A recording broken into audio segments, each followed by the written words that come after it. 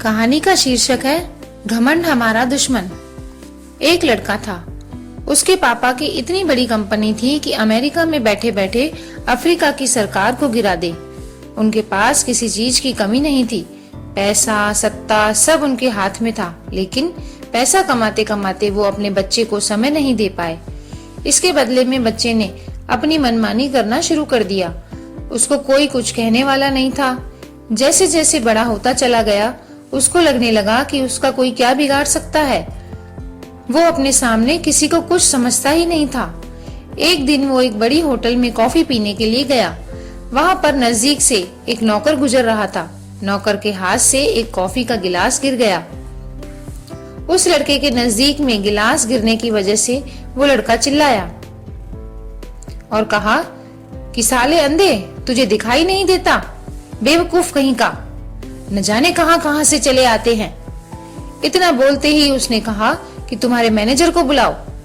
नौकर के बहुत मना करने पर भी वो नहीं माना। उतनी देर में वहां पर मैनेजर आ पहुंचता है।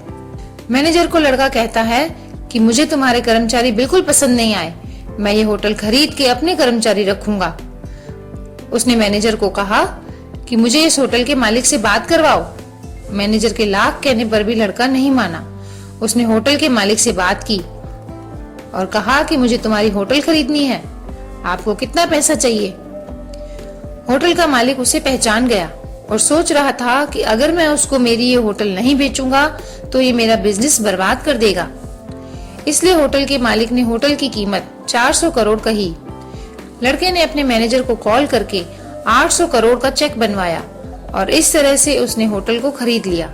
एक छोटी सी बात के लिए उसने इतना बड़ा हंगामा कर लिया। इस बात से साफ पता चलता है कि इसके अंदर कितना घमंड था। लेकिन एक दिन ऐसा आता है कि उसके पापा की मृत्यु हो जाती है। अब कारोबार उसके कंधों पे आ गया। कभी कारोबार में ध्यान नहीं देने की वजह से वो कारोबार को अच्छे से संभाल नहीं पाया और एक दिन एक बड़े नुकसान की वजह से ऐसी नौबत आई कि उसको अपना घर, गाड़ी सब कुछ बेच देना पड़ा। उसके घमंडी स्वभाव के कारण कोई उसकी मदद के लिए भी नहीं आया। अब न तो उसके पास खाने के लिए पैसे थे और न ही रहने के लिए घर।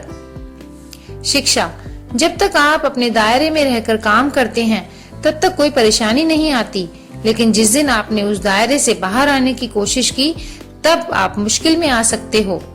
तो कैसी लगी कहानी मित्रों? चैनल पर नए हैं तो चैनल को सब्सक्राइब कर लीजिए, लाइक कर लीजिए और कहानी पसंद आई तो शेयर भी करिए। ऐसी ही और कहानियों में फिर से मिलूंगी। तब तक बाय बाय दोस्तों। Thank you.